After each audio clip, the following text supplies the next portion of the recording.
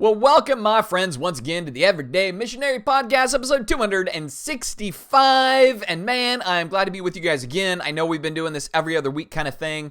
I'm hoping soon enough that we're going to fall into an every week pattern again. But things have been busy. But now, hey, I'm almost halfway through Numbers at this point, which is going to help alleviate some of the pressure. Because honestly, to go through the book of Numbers in only 5 weeks, it's got all kinds of crazy written all over it for me. Because especially like this week, kind of a big chunk, really important things are going on, and it's hard when you have, anything from chapter 13 to chapter 21, trying to cover all that ground in 1 week. You're having to decide, like, what parts of the story do I refer to? What parts of the story do you let fall away? What are the big ideas, and how do you decide how many verses you're going to read and all of that? So Numbers, I knew was going to be a slog for me just in that sense of things. So that's why the podcast has been every other week. And then also, as some of you know, I was wrapping up my certification to become a personal trainer with the National Academy of Sports Medicine. I talked about that, I think, in the last podcast. And that just has so much science behind it and memorization of all these different elements of science that it was like, okay, between doing that and doing Numbers and just the other church-related responsibilities and everything else, I just couldn't do the podcast every single week, but hopefully by next week, I'm going to be getting after it again. So that's kind of the heart I have at this juncture and everything else. The other thing is kind of funny. I've had people asking me now that I've decided to do this personal training thing, like in the evenings when Ellen's at the hospital on shift. People are like, are you going to still be a pastor? I'm like, yeah, I'm still going to be a pastor. For me, this was just kind of a fun thing. It's getting me out of the fishbowl. It's letting me rub shoulders with people in a different context. And to be honest, I think it's awesome even from the everyday missionary perspective, because most of you who are listening, you have regular jobs out in the regular world. I'm, again, kind of in the salt shaker, so to speak. I'm just running around with all the Christian stuff. My job's in a Christian context. I work in a Christian organization. So it's nice to actually be in the same context as many of you, to experience life that way with all of the challenges and constraints and everything else. And so for me, it just opens my eyes in a whole new way, because I haven't had a non-church job, I think since I was 22, I think is the last time I was in the regular workforce, right? And this isn't quite regular because it's like 3 nights a week, every other week, and then filling in little pieces here or there. So it doesn't have quite the same demand, but it's awesome to, hey, I have to wear a uniform for the first time in a long time. I have a boss that I answer to. I need to clock in. I need to clock out. I have policies and rules and procedures that all need to be followed as the lowest person in the pecking order, so to speak. So I'm like, this is great. I'm actually thinking it's a great time. So the other thing about this that I think was interesting, and this is kind of the topic of the day, was as I was preparing for my examination, right? Because that's all it comes down to, is you study a ton of stuff, and then it's a pass-fail on your certification exam. And it shows that there's a dramatic difference between studying to be a certified personal trainer and then actually sitting down with a person to train them. Like, those two worlds are radically different kinds of worlds, right? And that kind of came to roost very profoundly last night as I had my first couple of clients, some high school age kids that I was doing some training with. And it was all just more that reminder of like, Matt, you learned all kinds of really interesting stuff, but if you don't know how to translate this in an easy to access context, it's all for naught. All right. So here's why then the topic of the day is this difference between knowledge and wisdom and everything else. And that's kind of why I or at least my brain is in that space, because I'm kind of thinking about it in the context of this new thing that I'm doing. But more broadly, it reminds me of a challenge I have in my Christian context as well. So for all who know me, I'm an information junkie. Like, that's my jam, man. I want to be the dude that spends his life prepping for Jeopardy, So I love data points. I love meaningless facts. I love just any kind of information. That's how I roll. I am terrible, especially in my reading diet. I am terrible at novels, stories, fiction. I don't do it. Like, I'll bet in the last decade, I have read one kind of fiction-y type book. Now, I'm all about, tell me how to do a thing. Let's work on some philosophical problem. Let's solve some theological issue, whatever it is. So that's kind of where I roll. And so I love information, right? But the problem is, if I just love information, but I'm not figuring out how to create utility with that information, then it will just stay information. And it won't translate into application. It won't translate into wisdom for life. And when it comes to particularly the Bible, I believe the first phase should be knowledge.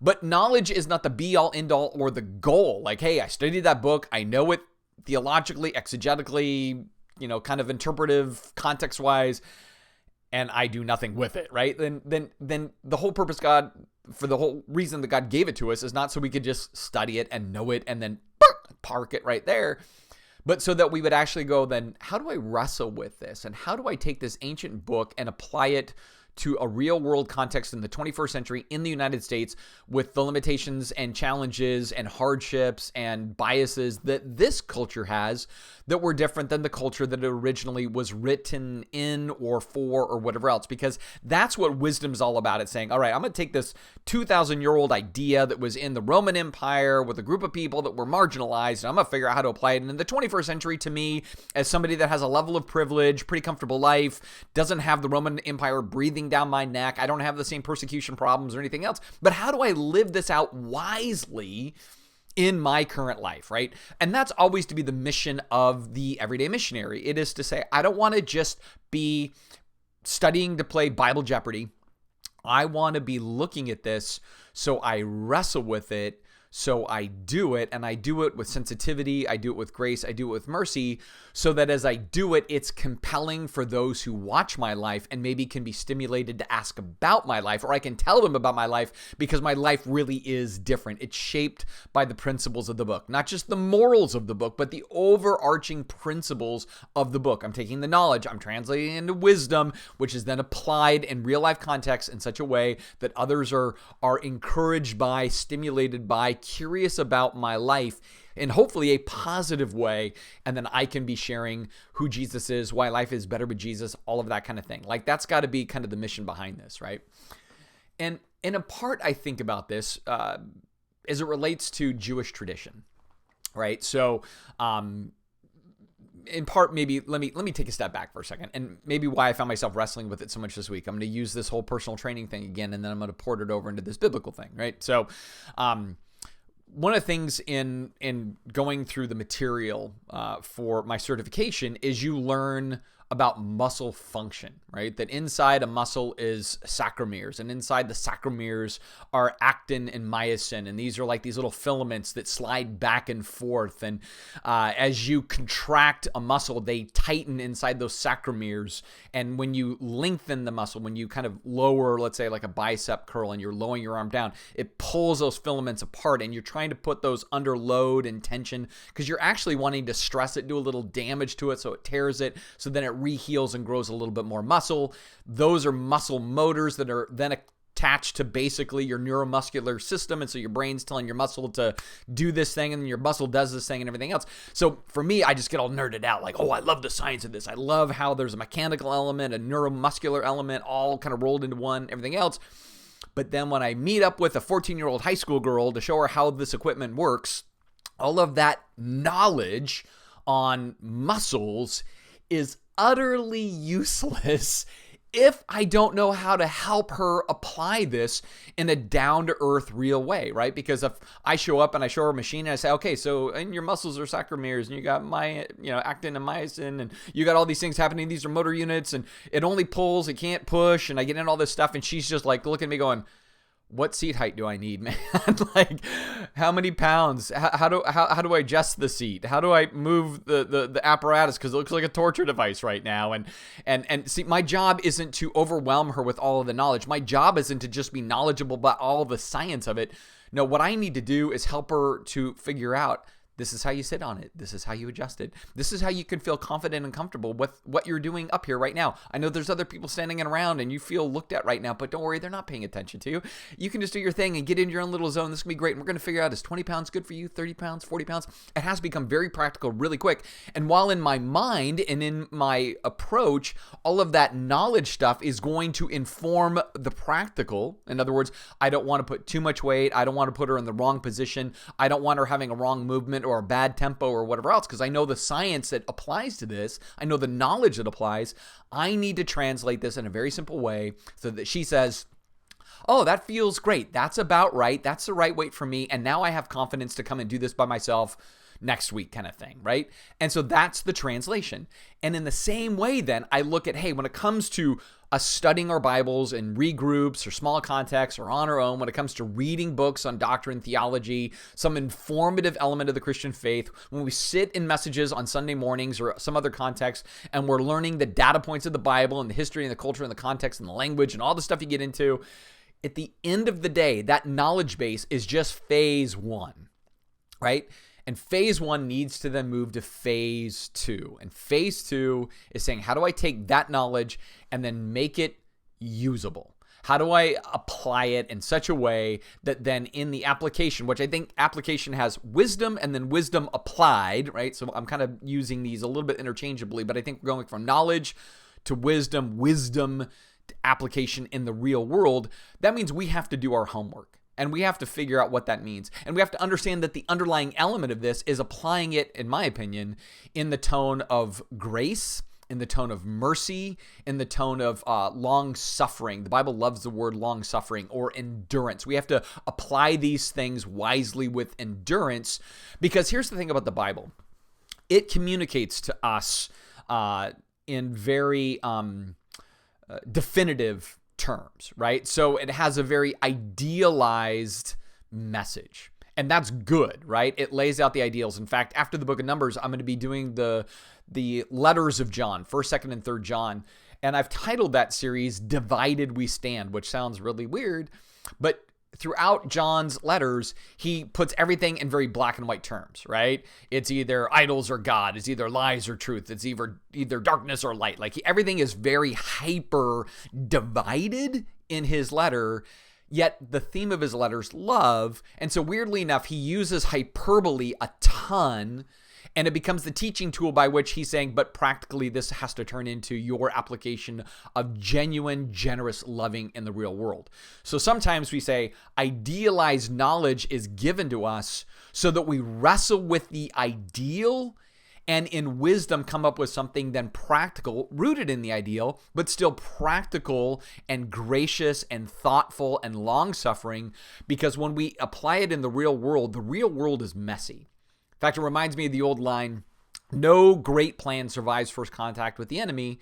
And so as soon as you execute the plan and the enemy's a part of the plan, the enemy begins to put pressure on your perfect plan. The perfect plan starts to kind of unravel, and you have to improvise in such a way to make it real practical in whatever context you're dealing with.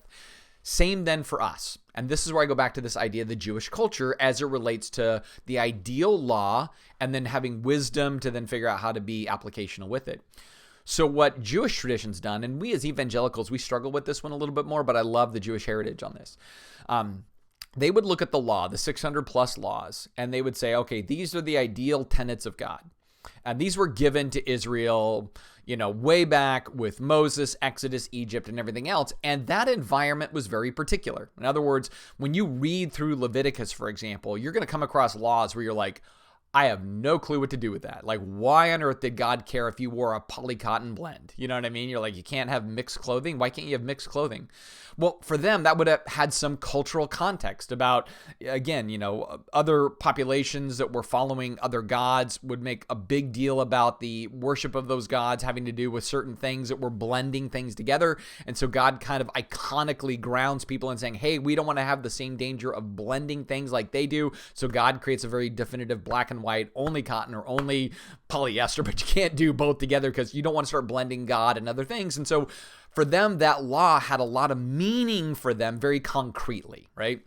Don't boil a goat in its own mother's milk. Had a very, you're like, I'm not tempted to do that, right? But for them, it had a very particular cultural context. But the Jewish tradition said, you know what, we don't have to worry about goats being boiled in their own mother's milk. But what can we learn about that law that could port over into other things that would be wise, right? And you might even look at that one and say there's a certain level of cruelty as far as you're boiling a goat in its own mother's milk. Like, that just seems like you had to really shut off a part of your brain and get kind of dark to do that, and other cultures that do that. And so it may be more like, hey, we need to realize that law at its core in wisdom is about being thoughtful, being kind, being merciful, that kind of thing. And so now you have the wisdom of a weird law. And then you go, okay, I can then apply that in the real world, right? I don't want to be a person of cruelty. I want to be a person of kindness. And so don't boil a goat in its own mother's milk really is an application of, hey, Don't be so cold-hearted as to actually take a small little newborn and then take its mother, take its milk, kill its mother. Like all of that would just say that's kind of a cruel approach to dealing with animals, right? So that's the idea that the Jews would do. So every generation then looks at the law and they wrestle with the law. And then they would write down their wrestling, and they would write down their applications, and they'd pass on to the next generation. And then they would look at the law, and they would look at the heritage of their previous generation as it related to the law and the way they wrestled through it. And then the new generation would be like, here's our new conclusions. And they've handed that down generation to generation. And it's like they have this green light that says, it is good to take the idealized Bible and keep turning it and wrestling and seeing the new things that come out, because that is the pursuit of wisdom. So knowledge is concrete. Wisdom is a little bit more abstract, and it's trying to just say, hey, how do I principleize the ideal? How do I see the deeper thing that underlines the laws, right? Because the laws can be so blunt sometimes. We don't try to think, oh, well, what is this deeper thing that it's grounded in, right? And then from that, how do I take that deeper thing and figure out how to live it in my own life? And then in that, how do I live it in such a way that's really applied in a daily way, and it is applied in a way that is gracious? And I think that's the chain. Knowledge to wisdom to application in a gracious way. See, I think this is important because I do see sometimes in our evangelical context where we love study and we love to know what does it mean, and we want to find that one singular answer, which again, if we're really honest, there's a lot of parts of the Bible, if there was just one singular answer, none of us know which one of us has that one singular answer. So in some ways, it has a level of ambiguity that we struggle with as it is, but we want to wrestle, and then from that go, okay, as best as I can tell, this would be the underlying principle of this rule, law, code, theology, whatever else. And then from that, I realize that I have to hold that gently, with conviction of heart, but gentle in my conviction about it. And then from that, I want to figure out how I can live it. See, sometimes, like I said, in our evangelical context, we're so much about the knowledge of the answer that we don't always try to figure out the wisdom that is underneath the principle.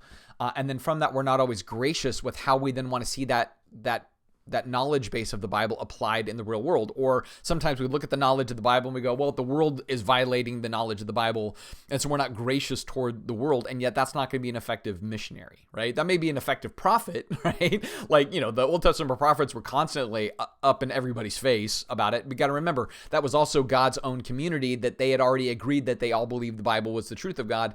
When we're out here in the real world, one of the things that we want to be really cautionary about is telling the real world how much they're violating a Bible that they don't believe in, adhere to, or actually think is the Word of God. Like, this is where, again, what we're wanting to do is say, I'm the bridge between that knowledge base and the real world, because I'm trying to then bring it wisely and thus graciously to the world that I live in, right? In fact, if anything, what I would really say is that our agenda is to be people that are profoundly committed to our own living out and obedience to the standard of God, but we're doing it in such a way that isn't then looking like it condemns everybody else because they don't, but rather we do it in such a way that looks compelling to everybody else because we do, and we do with a lot of dependence on God, we do with a lot of humility before God, we do with a lot of prayerfulness unto God, because we know that's really what it takes for us to live this out in a faithful sort of way. And so to recap again, hey, we should be studiers. We should want to grow in knowledge. But just like my certification, all of that information, if I can't translate that into a real world environment that brings aid, resource, care, thoughtfulness to the world around me, I'm going to kind of fail in what this is. In fact, Jesus talks about this with the religious leaders of his day. He's like, you honor me with your mouths. You have the right answers. You know what it says, but you don't really do it. And you certainly don't do it graciously. He's like, what you do is you put burdens on people too great to bear. That's not helpful. You're taking your knowledge and you're overwhelming others with it, as opposed to you're supposed to take the knowledge, figure out how to wisely own it, wisely live it in a way that is truly generous to others, wants to promote flourishing in the world. And then from that, others go, wow, I see how useful what you believe is, as opposed to I see how knowledgeable you think you are. Because that's always the tension point, right? the outside world, as they look at Christians, they go, y'all think you know everything. Right. And I get it, because I think sometimes we talk as though we do know everything, and that's not accurate. And what we do know, well, we need to then translate into being truly wise, knowing when to say something, when not to say something, how to say something more in a way that is inviting versus kind of alienating, because that's what we're called to. We're called to be the translators in this world. And I think that's fundamentally what I'm getting at today, right? That when it comes to the order of things, it's like between the Bible and a disbelieving world stands you and I. And we're the interpretive device between those things, which is why we want to be wise and why we want to be applicational, because for the world, they're probably not going to read the book, but they're going to read us, right? And if we're kind of in this space of it's Bible and then me between disbelieving world, I want to make sure I am the best representation of what this book is all about, who this Jesus really is, what this God is seeking to communicate. And I got to realize that, man, it all hangs in the balance on my sense of wisely being the go-between, sensitively being the go-between, consistently being the go-between, being a safe go-between for a disbelieving world. Because just even in the last week, the more I'm out of the fishbowl, the more I'm talking to and meeting people that have been wounded by us as the translators between the book and the disbelieving world. And so more and more all the time, I'm certain it's incumbent on us to disrupt the stereotype, to display something different, to be those who, again, live it in our own lives, but live it with the generosity and grace so that those around us can see this life in us. And maybe from that, they go, hey, I want something different too. And so what is our objective for the day, right? Hey, study your Bible, read your books, listen to podcasts, grow in knowledge, have all kinds of information in your head, and then wrestle with it and figure out, how do I take this 2,000-year-old idea and make it usable on Thursday in 2023 in a January period or whatever? Like, how do I apply this in a wise way? How do I know how to take those principles and let them meet the real world problems of today in such a way that it shows God's word and message is timeless, right? That it has a certain level of flexibility to be used and applied. And while sometimes there isn't a quote verse for this modern problem, there can be a principle that can be wisely ported over and then from that graciously lived out. And I think the more we can kind of get to that, the more we can strive for that, the more we say that's the priority in what I'm doing. So I'm not just teaching so I have information, but I'm not just learning so I have information from teachers, but I'm learning so I can be wisely doing. Man, the more we do that, I think the more we will be effective everyday missionaries.